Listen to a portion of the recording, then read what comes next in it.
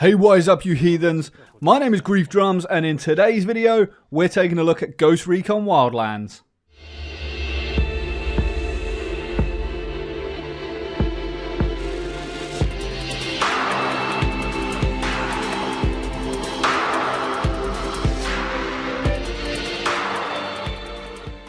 So for those of you that already know, I was selected for the beta. It was a closed beta that happened roughly a week ago. But I took a little time to process my thoughts and, really figure out what I thought of the game. I reviewed a lot of the gameplay that I had, and now that I've sort of collected all my thoughts and put together sort of a cohesive what the hell went down, I decided I'm going to share it all with you. Now that may sound a bit strange, but there was a lot to take in the beta.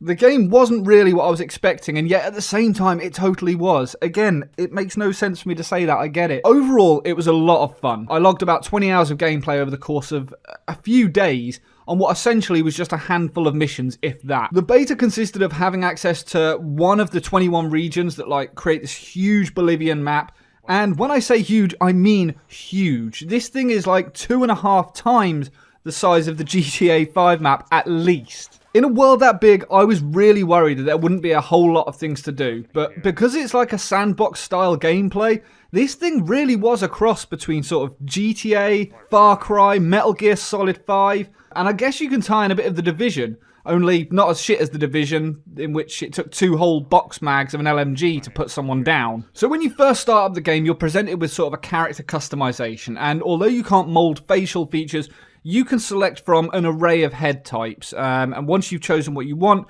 you can choose sort of facial hair, you can choose hair color, hair styles, things like that. And then you can go into further detail of the uniform and the clothing that your character wears. Now, this level of customization was actually really, really good. There was a high degree of things that you could change, from t-shirts to wearing vests to wearing hoodies, or you can go down the route of proper uniform. You can wear like sort of battle dress uniform shirts or all sorts of weird and wonderful tactical vests. On top of that, you get to choose things like backpack, the assault vest that you're wearing, trousers, boots, you name it, you can do it. There was an option for tattoos on there, scars, so the level was really, really good. After a good 20 minutes or so of buggering about on this, I had a character that I thought looked really cool. He was not completely practical for the jungles of Bolivia, but at the same time it's a game and I thought let's just go with it.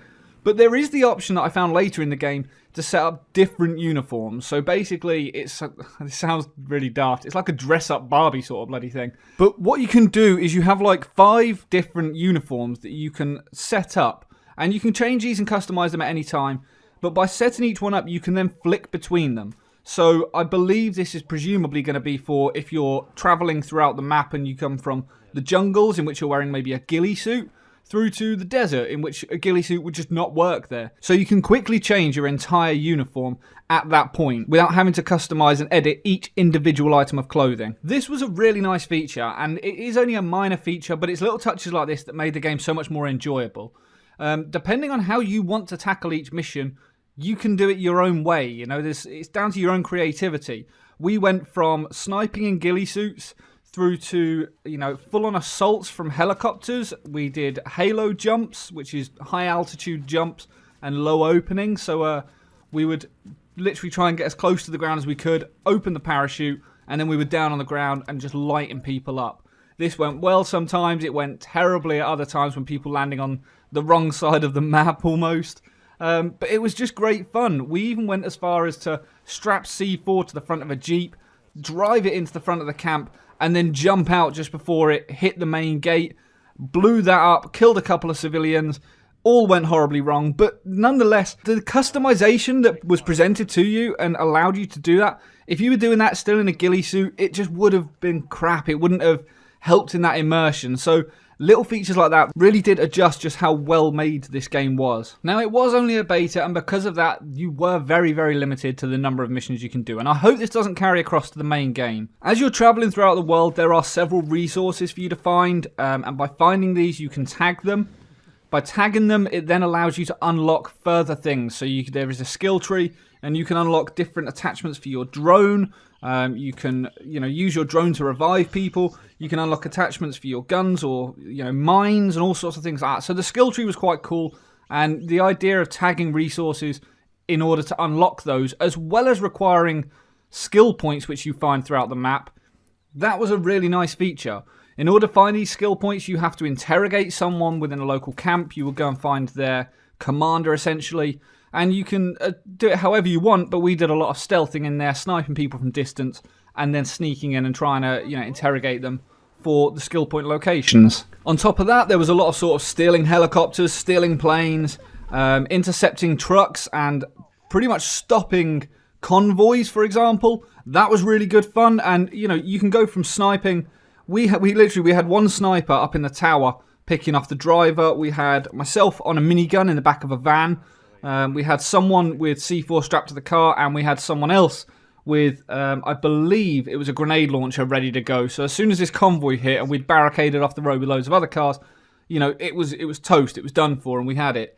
And it was just so much fun to get creative like that. I would have loved it if there were more missions in the game, because I very, very quickly ran out. I was surprised at how short it was. And I really hope the main game isn't like that. But on the whole, really good fun. Graphically, the game was pretty pleasing. I mean, it wasn't anything to write home about. We're not talking, 4K, Ultra HD sort of games. The environment and the scenery looked really nice. The characters looked pretty good. There were some iffy bits, and there were quite a lot of glitches and bugs, but that's it's Ubisoft. It's kind of to be expected. We had people walking on water.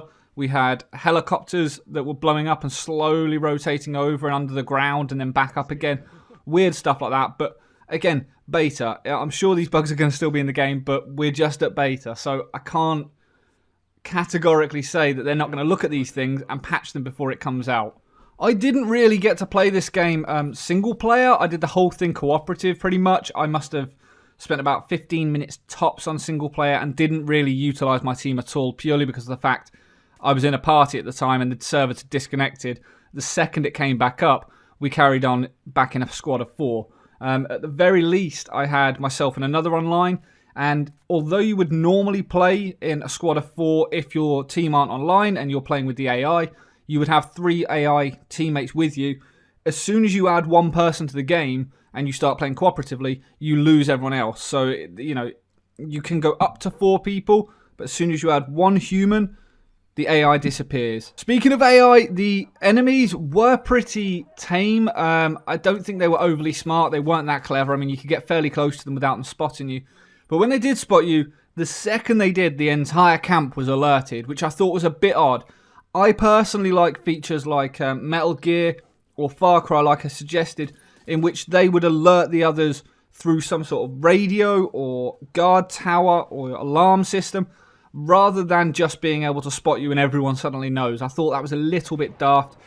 But 9 times out of 10, you can drop them before they spot you. You're stealthing in, you've got a silencer on your gun, and as soon as that bar starts climbing, you can just kill them. There is the issue of leaving bodies behind. There's no way to drag bodies away. I thought that was a real shame, because if you're trying to be stealthy and you have to kill someone, you wouldn't just leave the body out in the open to get found by the next patrolling guard. The sheer number of vehicles in the game was incredible. I think there's something like 82 different kind of vehicles you can come up against. There's bikes, cars, trucks, tractors. I mean, oh God, we were pissing around on tractors for so long. There's planes and helicopters. Probably a few too many helicopters, in my opinion. It sort of negates the need to drive anywhere, because you can so easily get your hands on one. And because you can so easily get your hands on it, you don't really look after it. We strapped C4 to it, jumped out, tried blowing it up, and blew up a town that was nowhere near our objective. It just went flying off into the distance. But, because of that, you don't really care about your helicopter. That was a little bit frustrating for me, and it's the same with the main operating bases. There wasn't much to do there. You could gear up and get ammo, but you can change your guns at any point. If you're crawling through the middle of a jungle, I don't think you should be able to just say, alright, I'm going to put this gun away and magically just have a light machine gun. I think you should take 2 weapons, because you carry 2 primary weapons and a secondary. I think the 2 primary weapons that you've got, you should be stuck with until you go back to a main operating base. But instead, at one point, I quite literally ran out of ammo on what was like an M4 sort of assault rifle, and I could go into the customization screen, change that to the light machine gun, which I had unlocked previously, and instead I had this light machine gun that had full ammo because it took a different kind of rounds. That was a bit weird, something I didn't really like. But the guns themselves, there's a huge number, and the guns are fully customizable. You can unlock hair triggers, you can unlock extended magazines and that kind of stuff. And you do this by going out and getting the weapons. There are weapons crates dotted around. Again, with the intel, you find out by interrogating someone. And when you do, you can choose either skill points, weapons crates, or rebels. The rebels are there to assist you. And by unlocking them, you can unlock more features that they can provide. So they can gather intel for you. Or alternatively, they can drop mortars on your behalf. All sorts of things like that. They're like your backup. But the weapons, we went out, we found a sniper rifle fairly quick. Unfortunately, there weren't any scopes in this beta. They are dotted around in different levels or different areas of the map. So we couldn't unlock any scopes. We would change the barrels for extended barrels. We could change the customization on the paint. You can change it to whatever color you want within reason. There is just a selection for you to choose from. But you can make them look really cool and really in keeping with the character that you've got. The weather system in this game was really cool. It went from being really sunny to really foggy and overcast very quickly. The only criticism I would have with it is that the day-night cycle was way too fast. The day seemed really, really short. And before you know it, it was nighttime again and you had to equip your night vision and your thermal. Whilst I enjoy playing at nighttime, I really didn't like how quickly it would change between the two. When it did hit nighttime, there were less guards around and therefore you developed a slightly different play style. But for the most part, it was a cool feature. Another feature I would like to see added into the game is the ability to run over animals instead of glitching through them. That really bugged the hell out of me because at times you just need to let off some steam and run over some cows. The storyline itself was a little bit bland. I found myself not really giving two shits about it. They were harping on about the cartel and two people from the cartel. I wasn't overly fussed. I wasn't overly interested. I didn't find it gripping. The GTA style element of this game in which you can just go and explore the world. You can get up to whatever you want. If you see orange dots on the map, you think, I'll chuck a drone up, spot the enemies, and go and just mess them up in some creative way. It was a lot of fun for that weekend, but how long it's going to stay fun, I really don't know. And it's something I'm a little bit concerned about, but the amount of fun that I had at the weekend going flying off of bikes, I can definitely see myself enjoying this for quite some time. When it comes down to it, if you enjoyed The Division, you will more than likely enjoy this game. There are a lot of similarities to it. I personally hated The Division and still enjoyed playing this, so I think it's going to appeal to a slightly broader audience. This is what The Division should have been. It's got a degree of MMO style to it because it's got the skill tree and it's got the leveling up and everything, but it's not got the stupid, enemies are harder because you are a higher level sort of element. There may be more of them, but they're not leveled up to the point that they can take stupid amounts of bullets and damage. You can still one-shot headshot someone and they'll drop down to the floor. Hopefully you enjoyed this video. If you managed to play the beta, I'd love to hear what your thoughts were. Did you enjoy it? Did you think it was crap? Did you, are you worried about what's going to happen on release? This is Ubisoft after all, and we kind of know where previous games have gone. But this does look really good. I've really enjoyed what I did play. So hopefully you did too. If you enjoyed this video, please consider hitting that thumbs up button. And if you don't already, make sure to subscribe for Rainbow Six, Ghost Recon. I've got some Walking Dead coming up with my wife. We're both going to be playing that and some more Mondays with Mrs. Drums. But yeah, get involved and let's have a good time. Until next time, guys, stay reckless and relentless. Don't say